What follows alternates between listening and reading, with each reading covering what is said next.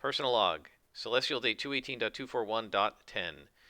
I've just got done in the solarium with Dash, and now I'm back on the Storm Swept, and I'm waiting to hear on how Mainframe is doing. I do want to talk to him, but Dash was able to tell me where the universal stars are, and they hopefully have got the passphrase that I need to use to get to the Shattered Federation's base, and I finally know where that is. So hopefully I'm going to actually be able to make some progress in getting back the relic that was stolen on its way to Zephyr, and she'll finally forgive me for all the trouble I caused her years ago.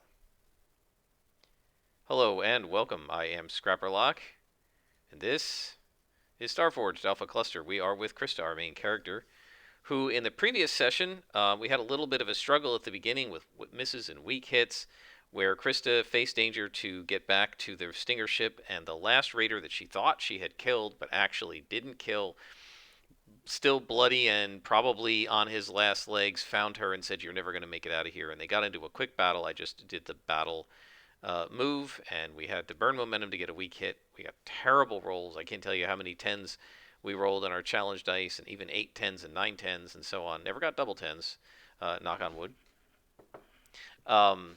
So we managed to defeat him. Chris was hurt a little bit. She fulfilled her vow to rescue and get Mainframe out of there, and so we got a weak hit, unfortunately, on that when he told her where the Federation was, but that's where we found out the difficulty that, well, this is where they are, but to get into they have picket ships or scouts or something along the perimeter of their base, and to get inside the base, you're going to need a passphrase, and they change the passphrase all the time. So now the question I have is, why does their rival, the Universal Stars, have it? Well, the Universal Stars are obviously spying on them, but this is, I think, we didn't talk about that in the story last session, but I think what happened is Mainframe, remember, was recruited by the Universal Stars. He betrayed the Shattered Federation. They've somehow since found out about it, and he's in trouble, and they booted him out. But he somehow, because remember, he is an adept, so he is like a walking AI. He can like interface with computers and use his own neuronal energy to run the computers of a mainframe computer or a big ship or the Weave or a Weave station, communication station, that sort of thing. I think he somehow implanted some kind of a back door into the Shattered Federation's computers and gave the ability to use it to the Universal Stars. So he knows what the password was the last time he checked, but he hasn't been back to the stars, and they're the ones who still have kind of this spyware sitting on the computers of the Shattered Federation, and until it gets discovered by whoever their new adept is, the Universal Stars have the passphrase and maybe some other information that they've hacked from the Shattered Federation. So that's why that she needs to go there. So in any case, he told her about that. They set a course back to Deadrock. They got back there. She was able to use her compel to convince the medical facility on Deadrock to take him into quarantine, and he's being treated for voidpox. So we have to find out now whether he survived the voidpox or not, because otherwise we're going to have to delete him as a connection if he didn't survive. And then we developed our relationship with Dash, and Mainframe didn't tell us where the stars were, because he said, "Save my life and I'll tell you," but Dash knew where they were, and he told her. And she also told Dash about the Idolium that's down here, so either he or they can maybe make some money selling that information to the mining colony on in Deadrock. We haven't completed any boxes for our quest legacies. We've got some discoveries, haven't got any bonds, and we've made a little bit of progress on our connections here. And so I think that Krista's finished hanging out with Dash, and I think she's going to go back to her ship and she's going to rest some more. And I think at this point, I don't know if it's worth making a sojourn move. What I'd like to do is have her try to recover her spirit. I don't think it makes sense to recover her supply because we just spent the supply buying a new jacket and paying for the docking of 2 ships. So I think that makes sense, and we're going to just leave it there. So to hearten, we roll plus heart, and to sojourn, we roll plus heart, right?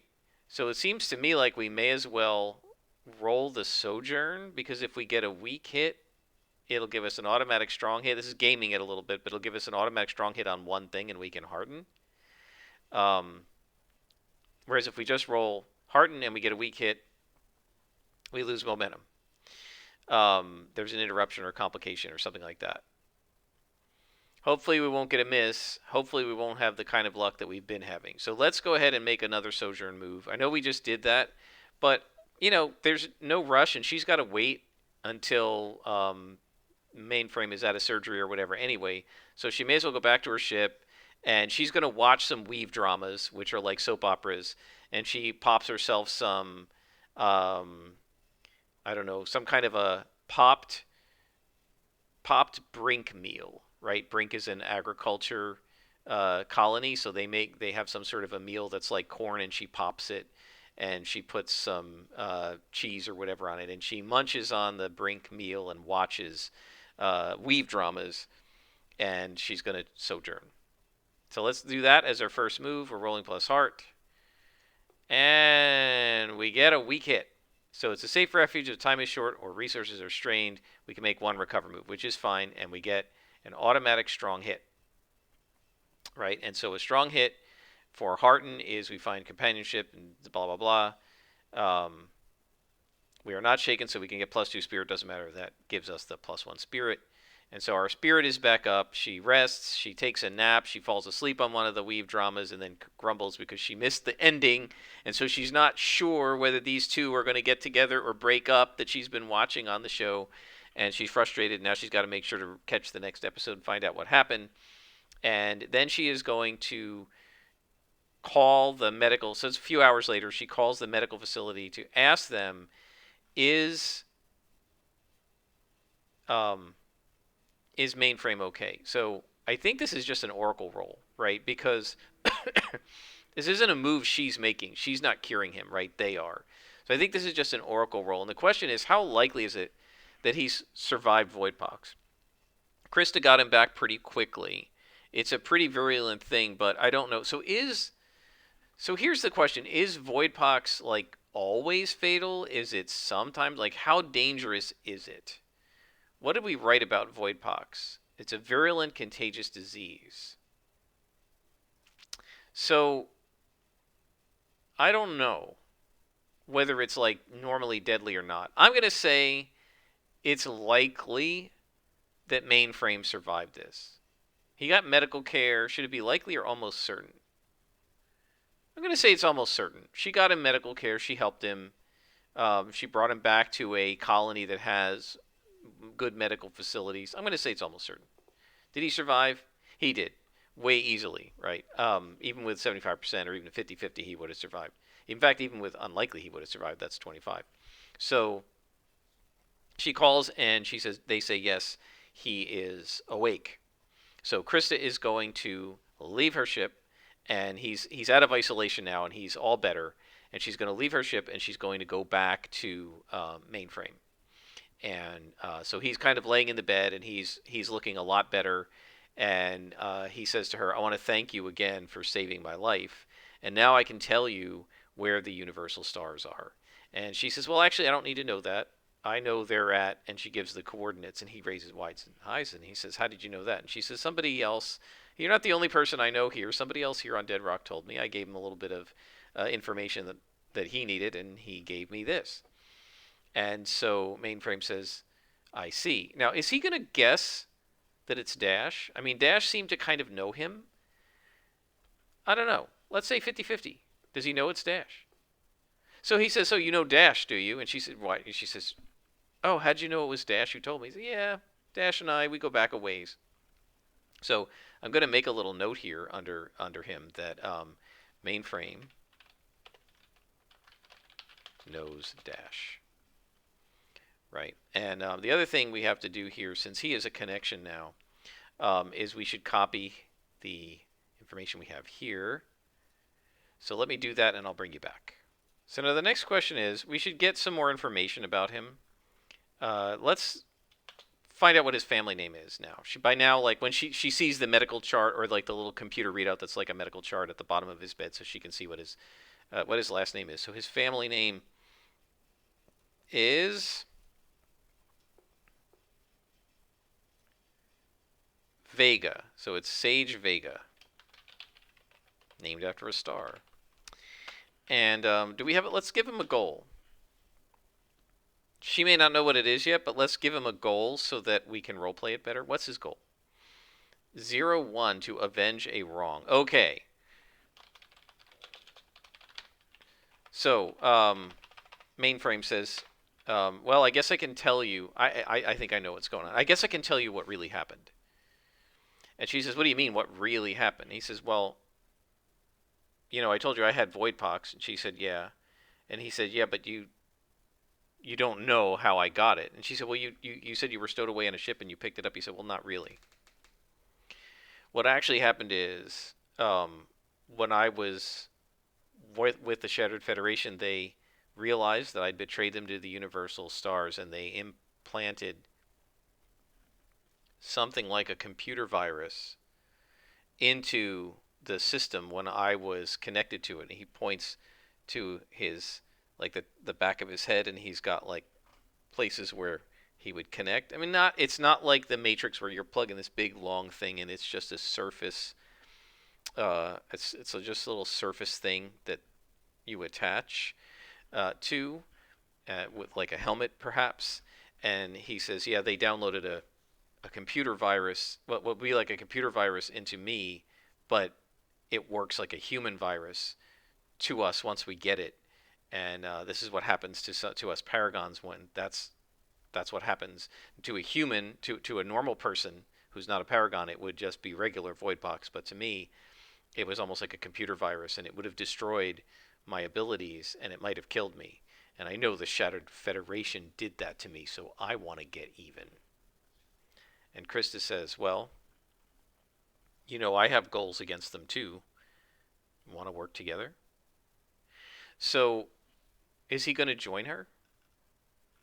I think he might. Do we do a move here? I think we're securing an advantage, right? I think that, well, she's not gaining leverage on him, right? She's asking him if he wants to join her. I think she's persuading him, making him an offer. Yeah. So she says, why don't you join me? I'm going to be heading to the Universal Stars. Maybe you can make introductions, and then you can help me figure out how to get them. And if you want me to get them back while I'm going for the relic, I can perhaps do that too. And let's see. So we're rolling heart. So what's he say? We get a weak hit. So his agreement comes with a demand or a complication. So I think I know what this is. Is it what I think it is? Let me not say anything. Let me see what his demand is. I think it's likely. Let's see. Is it? It's not. Okay, so now I don't know what it is. So what I was going to say was he's going to demand to come with her. But that's not what he's going to demand. So let's see. What's he going to ask her to do? Let's try rolling some oracles. Let's do descriptor and focus. What's his demand going to be? Preserved outpost. Okay. So I think what he's going to say is, so I think he wants to protect the location of the Universal Stars. So how is he going to do that? So let me think about this. All right, so here's what I think he's going to say. He's concerned that the continued data reading by the Universal Stars of the Shattered Federation is going to eventually pinpoint. And so what he can do is he's going to give her some device, a scrambler, that if she puts it on the Shattered Federation's computers, it will scramble the computers, or it'll scramble their, I don't know, what do you want to call it, their weave, and they won't be able to track the signal back to the universal stars. Right. So what he wants to do is he wants to interfere with the adept who's now running the weave for the Shattered Federation now that mainframe is not. And he's got a device that'll do that. If she plugs it into their computer, and she has to agree to do it. So unfortunately, I think that sounds like it is going to affect this vow. So let me think about this. So we're going to get the passphrase. I feel like this is a separate vow. And I feel like it's yeah, I feel like this is a separate vow, so let me write it. Okay, so I think this is troublesome. Just 3 steps. Once she's in, she's going to have to find the weave core, insert the corruptor chip, and return to mainframe with a report that she did it. And hopefully that'll be enough to fulfill that vow. We're not going to put a clock on this. I'm not doing clocks on any of these. I feel like, gosh, it's been complicated enough without dealing with the clocks. She's got to swear an iron vow to him. Let's see if she can do that.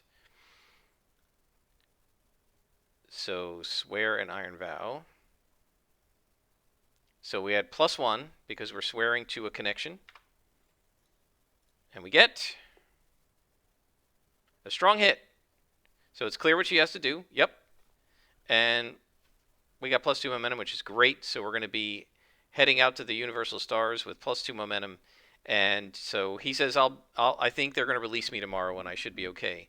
And then I can take you to the universal stars.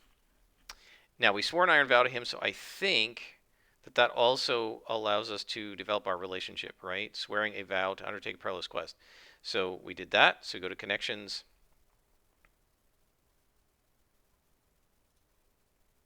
Right, and then if we complete a quest to their benefit, right? So, so they're going to go together to the universal stars. Now, there isn't a drift directly to this base here, but it's so close. I guess it's undertaking a troublesome expedition. 1, 2, 3. I guess that's what we'll do. She's going into the drift this way at 1, 2, 3, 4. Okay, I guess that's what we can do. So we'll undertake a troublesome expedition. So let me set that up as well. So one of the things that we want to find out is, like, where are the universal stars located? Is it on planetside, orbital, or in deep space? Their base. It is planetside, so we've got to roll up a planet. So, and we got to make up a name of the settlement and all of that stuff. So let's create a, so we're in the chronoside sector. So let's create a star, because we're going to need to create a new system. So let's create a star, or a location, right? And this is going to be a stellar object. And it is a smoldering red star. And its name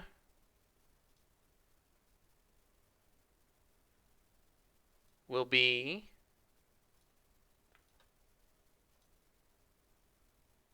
Delta. We already have that, don't we? We already have Delta Chronos, so let's try again. Oh, not the sector location, Greek letters. We get Zeta. So this is called Zeta Chronos. And let me set it up, and I'll bring you right back. All right, so we have Zeta Chronos set up, and then within the Zeta Chronos system, we have a planet-side settlement. So we need to create a planet. And this is an ocean world named Mira. Okay, and It has an ideal atmosphere. From space, it has emerging volcanoes and semi-frozen sections. It has scarce life. And that's what we know about it before we go, I guess. And then it has one settlement. So we're going to close that. Mira didn't appear on the map, did it? No. So we're going to put Mira. Actually, let me go ahead and make some modifications to the map, and I'll bring you back. All right, so I've got the planet here where the universal stars are. So now we're going to go ahead and create the settlement. And oh wait, we already know it's planet side, and its population is tens of thousands. So this is just a settlement where the stars are located. It's obviously not just the stars, because the stars are a small faction. It has rustic architecture, and what else? And is built from random scrap. And its authority is tolerant. And what projects does it have? History and festivals. So maybe this is some kind of a data archive or something like that. But I think what we're going to do is we're going to put this is going to be a weave hub, which is why they're operating out of this. It is a weave hub which they can use to sort of hack into the weave, the illegal weave hub that the Shattered Federation has over here. And so the universal stars are based somewhere in this location, which is called Wreck. I love it. So it's called Wreck, but it's not really a wreck. And it is on this planet, in this system. And the universal stars, it is a base for the universal stars. There we go. So that sets that up. So let me clean this map up and I'll bring you back. All right, folks. So she waits until the next day, and she looks up some information on Rek and the planet, which is called Mira, in the what is it now? The Zeta Chronos system, and which is this ocean world fully capable of supporting life. We don't know a lot of details about it, but Mira is there. So I think another chunk of the Titan ship that was partially lodged on Dead Rock, since this is so close, another chunk of it was placed on giant like pillars on the surface of the ocean in this ocean world of Mira. And so they're in another part of this giant ship, and it's a bigger section because tens of thousands of people live here. So this is a huge chunk of like the living. So Dead Rock was maybe part of the cargo bay that and some of the staff quarters that they turned into Dead Rock, but all of the passenger sections of this giant, you could picture like a giant cruise liner, right? All of the passenger rooms and the dining hall and everything were put down on Mira. And so it's actually also made from the Titan ship Kronos. And so that's where we're headed. And so Krista waits for Mainframe to get discharged, and she kind of helps him onto her ship. And he says, well, it's a good thing you kept this raider ship because you might be able to use it either to barter with the Universal Stars or to sneak into the Federation's base. And so they get in the ship, and Krista sets her navigation system, and they take off from Dead Rock, and they're going to undertake their expedition. So this is a troublesome expedition, right? So we only have to get 3 hits or so to make it there. And so We headed to the first hex. Now, this is not the same drift passage, right? Despite the fact that it's in this hex, it's not the same drift passage, or whatever, this hex. It's not the same drift passage as these two. It's a different one that's coming off at an angle and going this way. So we're sort of in the middle here. But we go one hex. We're going to do it for each hex, I guess. And go ahead and undertake an expedition. And we're using wits because she's staying vigilant. We're not going quickly. We're not sneaking. There's no reason to sneak to wreck because it's perfectly acceptable to go there. And we roll wits. And we get a strong hit. We reach a waypoint. So what does she find? Let's look.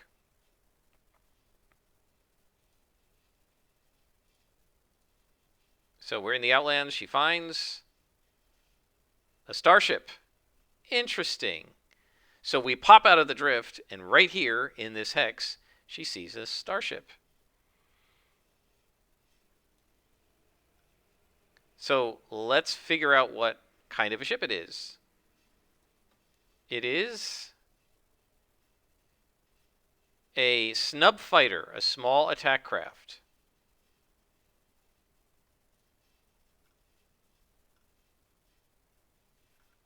Okay. And initial contact. It is hostile. Well, I think we know what this is, guys. It's a raider ship. It's a snub fighter, so it's another stinger. So we've got one stinger on board. It is another stinger. And Krista curses, and she says, now we have to deal with this. So,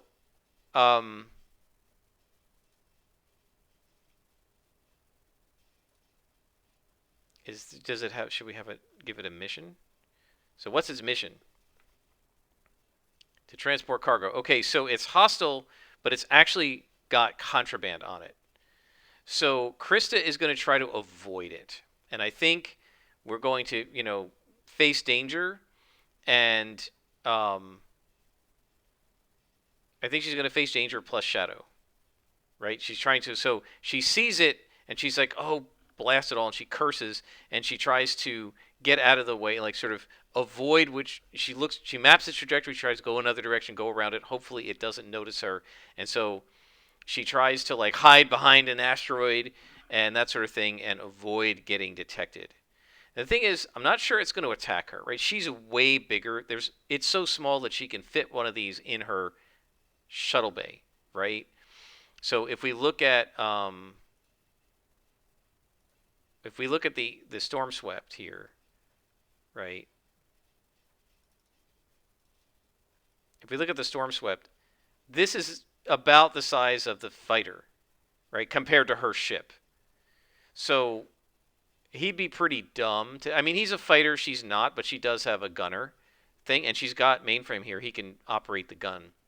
So he's going to run up to the guns just in case. And she's going to run the ship from down here, and they're going to try to sneak. And he's, saying stuff over the mic, giving her advice on how to like avoid this guy. And maybe, if he's on a cargo run, he might not just up and attack her.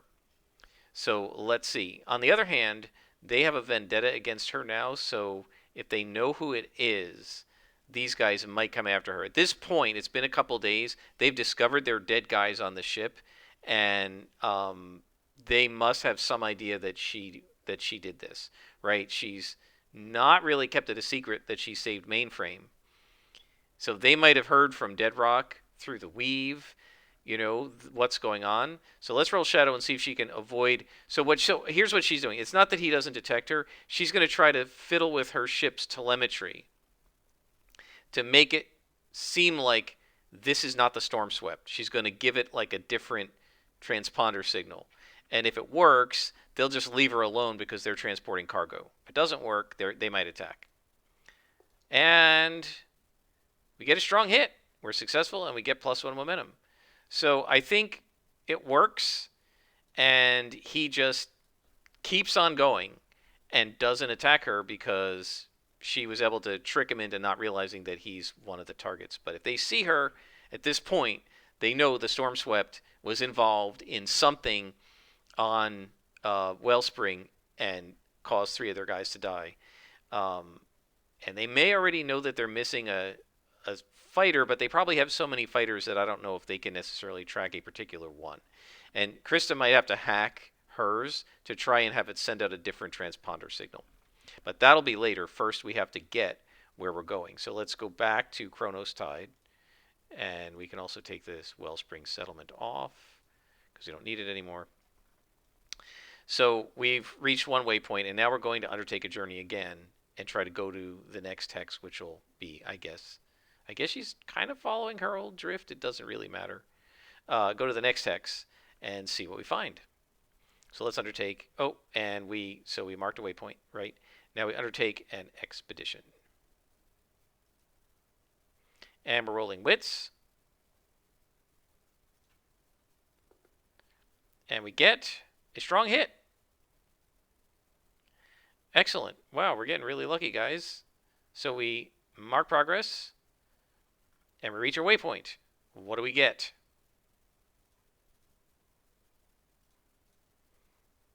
We find a planet. Well, that's interesting. And so I assume it's around a star. So we're going to need to create another star. And there will be another planet around it. So let me do that, and I'll bring you back. All right, so I created it's a white dwarf star. Mu Omicron is the star that this planet is around. And I think we do class, right? So it is a Jovian world. Let's go ahead and just make the actor. So it's in the Outlands. It is a planet, and it is a Jovian world named Tyr. And let's see, its atmosphere is marginal. And from space, it has a complex ring system. And we got to do descriptor and focus. So let's see what we get with that.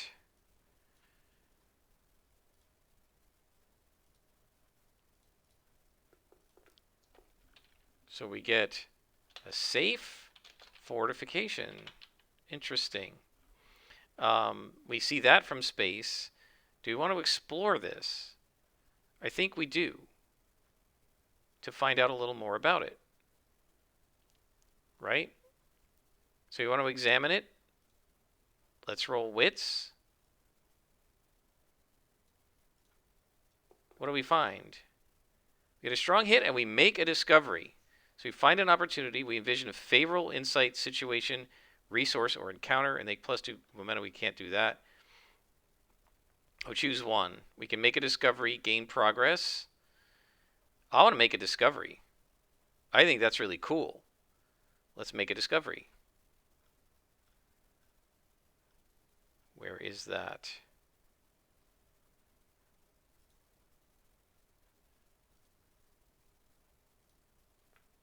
What we discover is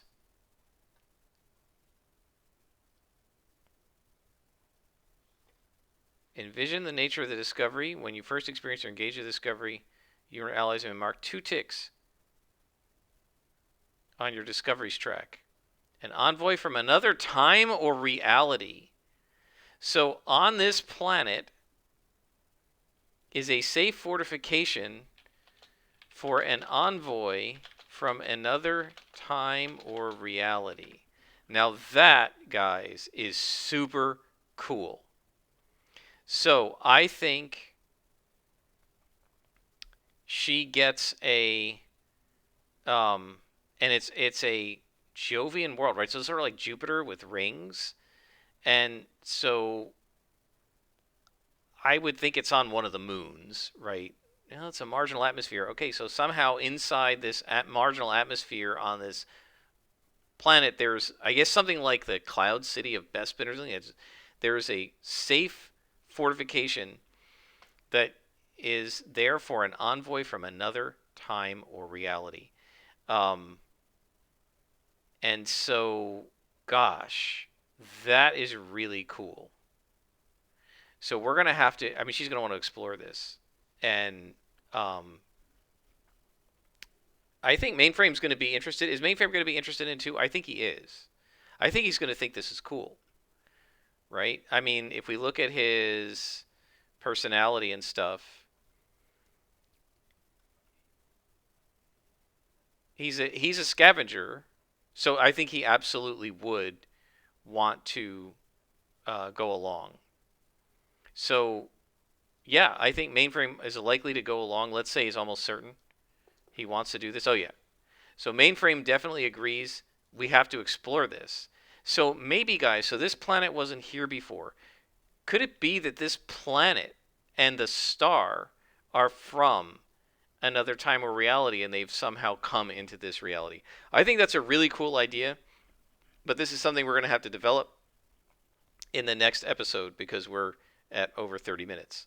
So I think we're here on this planet, we're near this planet, and there is some sort of a base on this planet of Tyr, right? With an envoy from another reality or another time, either the future, the past, or another reality. Um, Now, if we look at the world truths,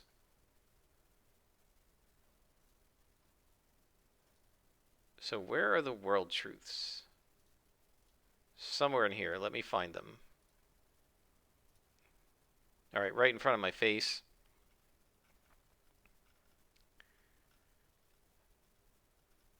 Precursors. Over eons, a vast number of civilizations rose and fell within the forge. Today, folk we call grubs, scavenger crews, and so on delve the mysterious monuments. So, a vast number of. So, I think this is going to probably be one of these from the past. That somehow they have shunted their star. It wasn't here when Krista came through last time, but now it's here. And they just arrived from the past.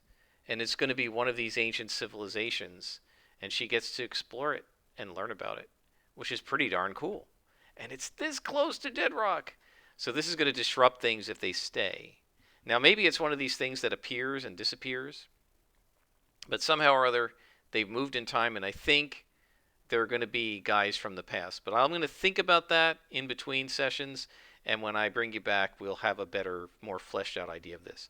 I hope you guys have enjoyed. Certainly I have. Until next time, I am Scrapperlack, and this is Starforged Alpha Cluster.